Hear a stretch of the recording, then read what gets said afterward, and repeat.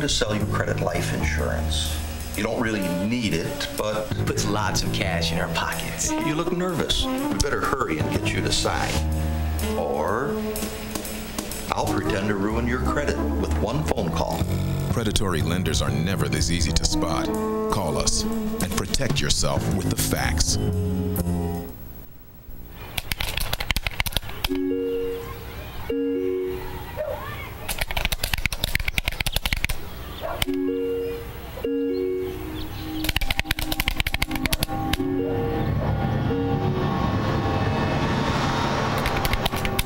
Every day, online predators make their way into homes uninvited and unnoticed.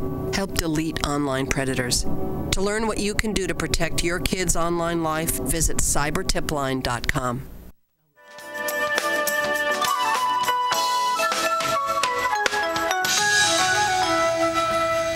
And we're back, and we thank you for staying tuned. We're talking to Reverend D.K. Smith.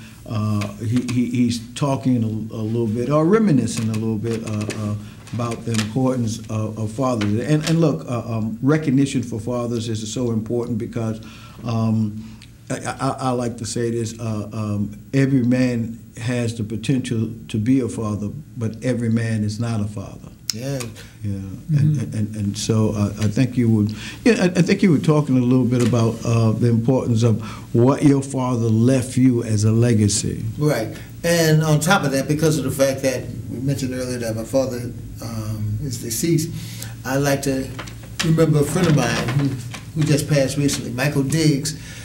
He was a friend when I went to culinary arts school. I went to culinary arts school, and I learned how to cook. I still can cook. You used to say that the reason why you stopped cooking? Because I lost the love of cooking. That's what you said. I lost the love of cooking. So you was a pretty good cook. Yeah, because at that time when I lost the love of cooking, cooking was becoming a job and not a career. It wasn't something. It's something that I had to do, nothing I wanted to do. But Mike passed a couple of weeks ago, and I did a eulogy for him, and I won't say the strange thing, but the respectful, because I married Mike 41 years ago, him and his wife, 41 years ago, I married him. But the respectable thing is, Mike, he didn't believe in God, you know, at least, I don't believe in your God or something like that, but he still respected me as a Christian, and he still respected me as a minister. And so when his wife Diane called, and told me that they'd like for me to do it, that showed respect that he had for me, you know, because it could have been just a civil, I won't say civil service or something like that, but I was asked to do his funeral. So, and you never know what a person is on their deathbed is going through, you know, and so I want to say to Diane and Maisha and Diana, the family, respect to Michael, but I know during this time, his birthday was just recently in June, and Father's Day is here, you know, so just the idea that I left them with this, Proverbs 22:1, where it says a good name is better than silver and gold, you know, and so in so many words I said, remember the name, Michael Diggs, you know, and that's what I say when I remember my daddy, Sidney L. Smith Sr. I remember him because of the words of wisdom that he gave and for the legacy that he left. And believe you me, I've got some, how can I say, I want to say quotes, but some things of my own that I share with the young people, like especially for young people. It's like, here I look at the camera and say this one, that if you're old, give advice, and if you're young, take it. Can I say that again? Say that again, please. If you're old, give advice, and if you're young, take it. Because so many times, I know for a fact I didn't take all the advice that my daddy gave me when I was young. Mm-hmm. You know, as I say, I look back now and say, "Ooh, if I known then, what I know now." You know, but so. And the other part of that is this. You ready for this one here? You got it. All right, you got me. That a wise man thinks what he says, and a fool says what he thinks. I'm gonna say that again too. I'm gonna say that again too. A wise man thinks what he says. In other words, he thinks about it before he says it. You know, it's like, should I tell her that dress make her look fat? You know, I won't say that. A wise man thinks what he says, but a fool says what he thinks. That dress makes you look fat. I'm just using that as an example, but so I've learned how not to say what I think all the time because it may be inappropriate. Yeah, I mean, come on. We're talking about fathers and everything, but how many men, brothers out there, oh, your hair looks nice. What's wrong with my hair? My hair always looks nice. Oh, you started arguing by saying something. Oh, I like that dress, like this and all like that. And all of a sudden you didn't open up the can of worms. Like, what, you didn't like what I had on before and all like that? So, I mean, that's from every man's aspect. So happy Father's Day to you brothers out there who know what I'm talking about, you know. Oh, this meal is good. What, you didn't like the meal I had last night? So just a wise man thinks what he says, a fool says what he thinks. I'm not going to analyze that because in most cases, that's a question of individuals not accepting compliments when they're honest compliments. Because that's true. I agree with what you're saying because some people will say things and they're not compliments and they're expecting a positive response and they're not going to get it because what? You drive good for a woman. Oh, but wait. The other side of that is when they do ask you, how do I look in this dress? And then you really been set up. How was the meal? You know, how was this and how was that? Because you've really been set up for the fact that if you say one thing one way, you know, it's like, pardon the expression, damned if you do, damned if you don't. Yeah, but as a former chef, would it be in your like to discuss? I want to say ingredients that was used in the meal, and you could highlight that, and instead of insulting, say, you know, I just taste the flavor of the lemon zest. You know what I'm saying?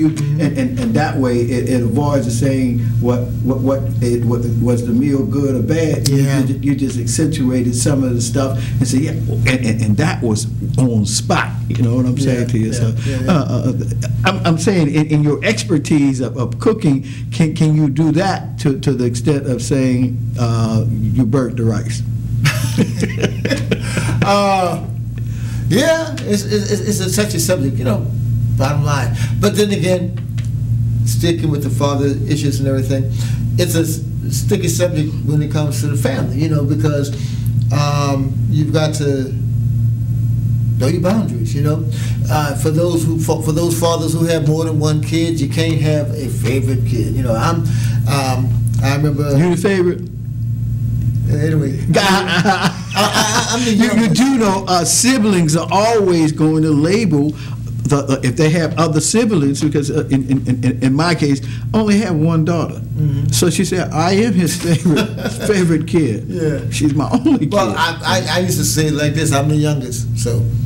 So that means I was the you're the favorite. Yeah. I was the sparrow. I was the best. I was, you know, save the best for last. You know, all that. So you're the favorite. So yeah, but that's the way I labeled it. But just the idea, the fact that you've got to have a delicate balance within the family. But then again, that's anything in life, you know. So again, like I said, with my father, I just appreciate all the many words of wisdom that he gave me.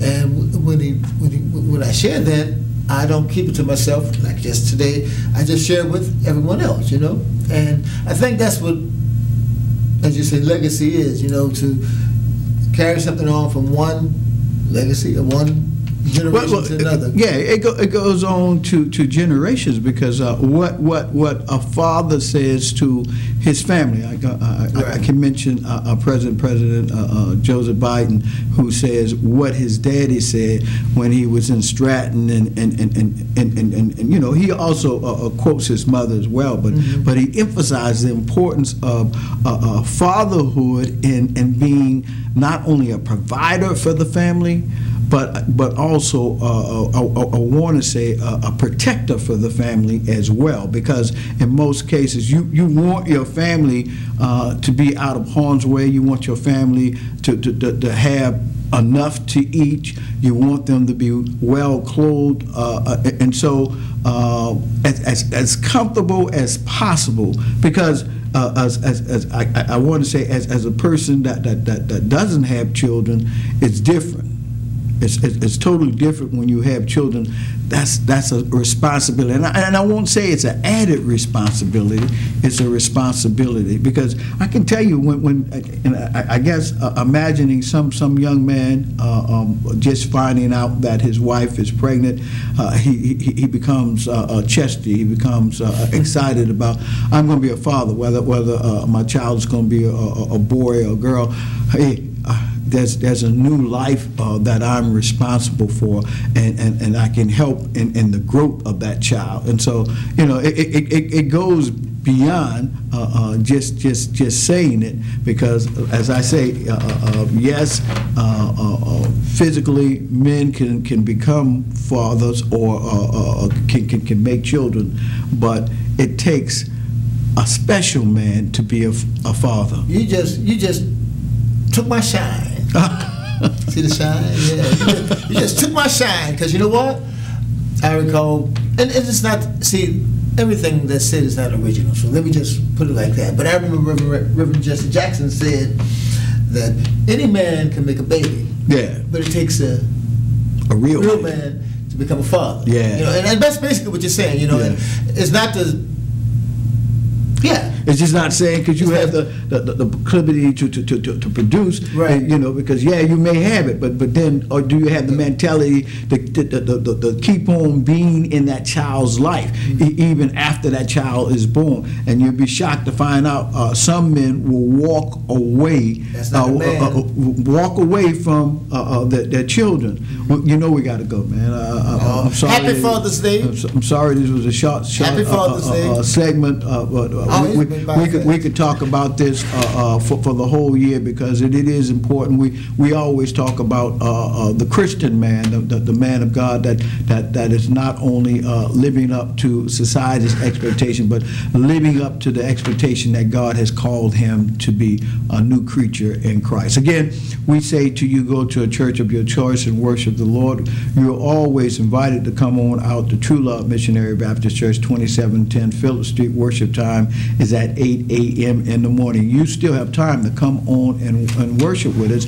It is Father's Day, and we are honoring all fathers, and we're thankful that you will come out and be part of that worship. Again, we thank God for Reverend D.K. Smith. Thank God for him and his family. Again, to him, happy Father's Day, and happy Father's Day to all the fathers. Until next time, God bless you and God keep you is our prayer.